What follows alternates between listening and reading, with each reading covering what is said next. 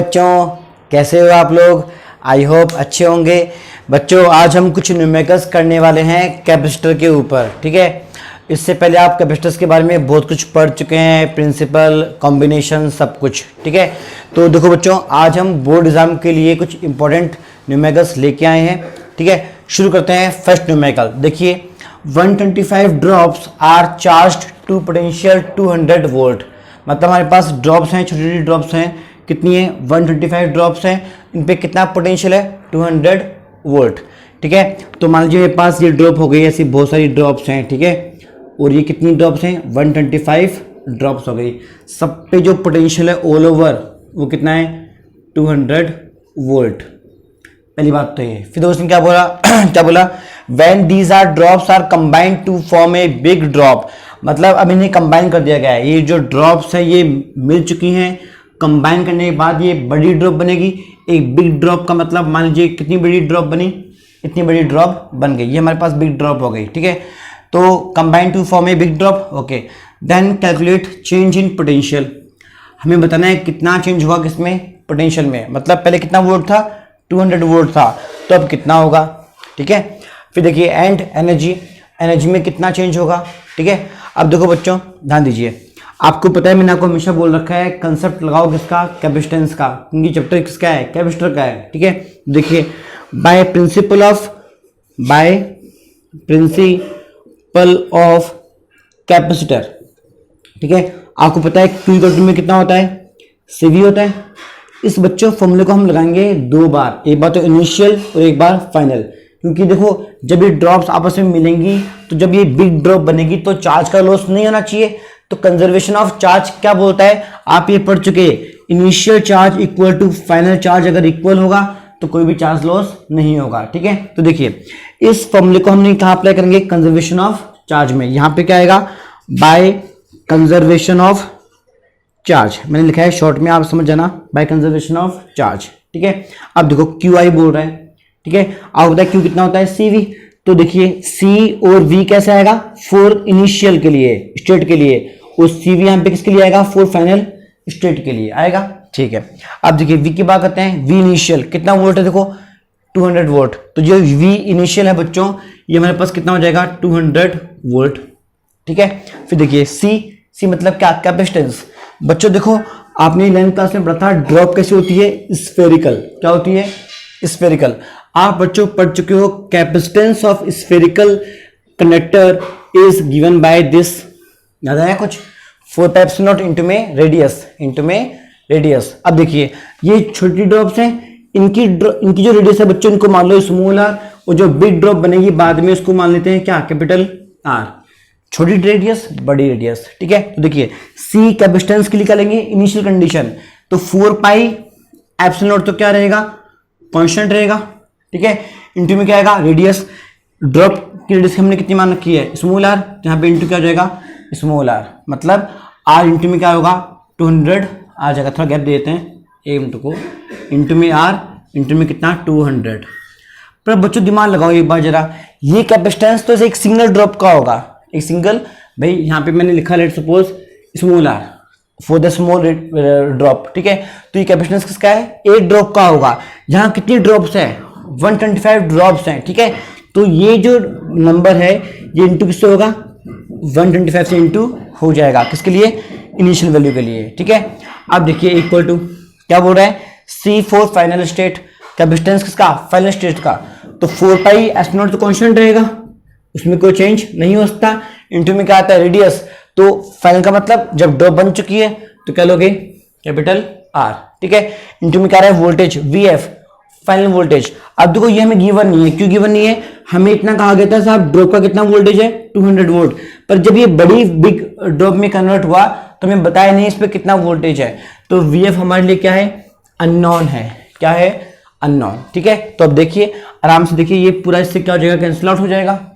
ठीक है, आप देखिए यहाँ पे कितना आएगा? 125 इंटू में कितना?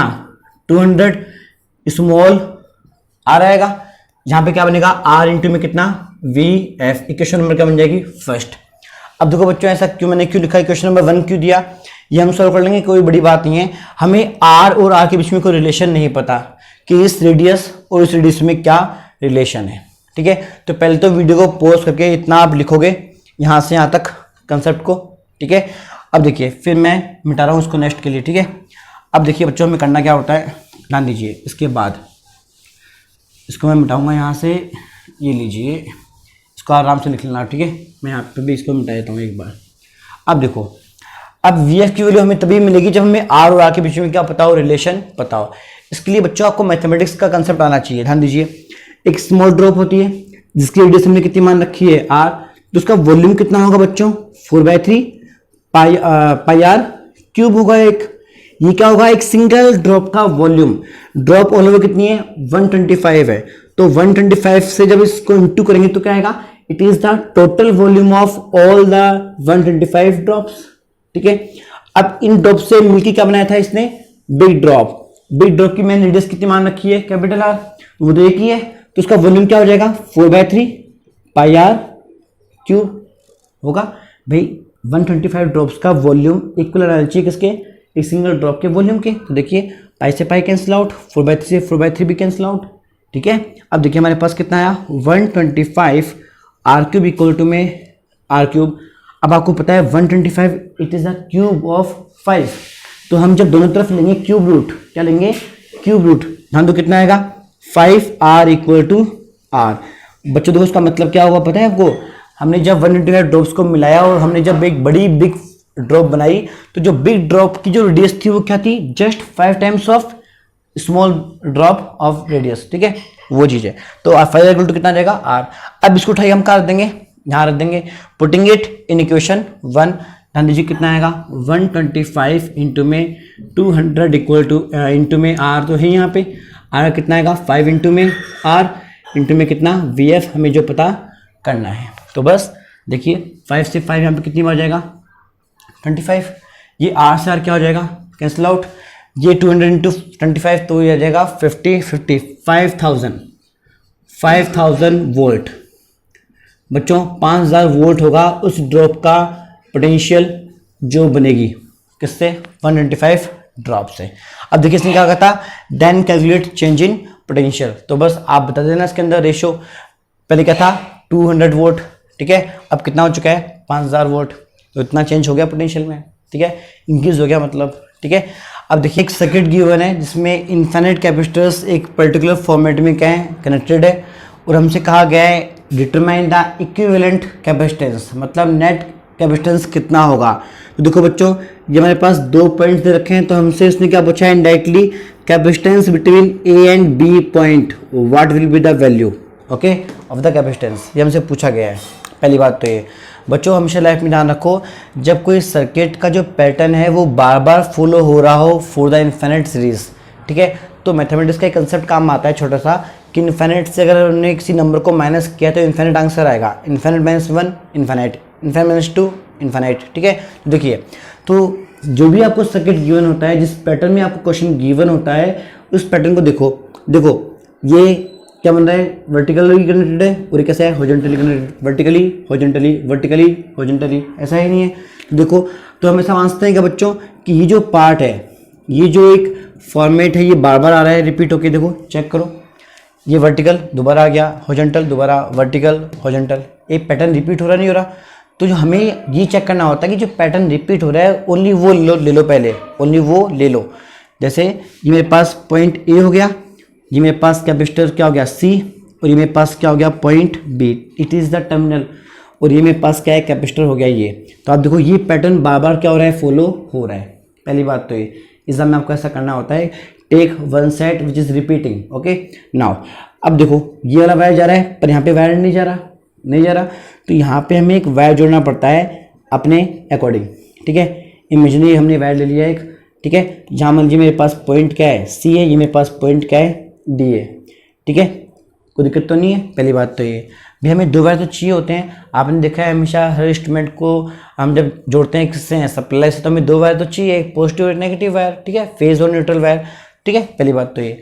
अब देखिए बच्चों ये भी ओपन है, यहाँ देखिए ये सब कैसे हैं, क्लोज हैं, मतलब दोनों वायर के बीच में एक कनेक्टेड आ नहीं रहा कैपेसिटर। तो देखो ये इंडिकेशन होता है कि इन दोनों वायर्स को आप खुला नहीं छोड़ सकते, ओपन नहीं छोड़ सकते। तो बच्चों यहाँ पे एक इमेजिनरी कैपेसिटर हम काम में लेते हैं, तो हम क्या लेते हैं, इमेजिनरी कैपेसिटर।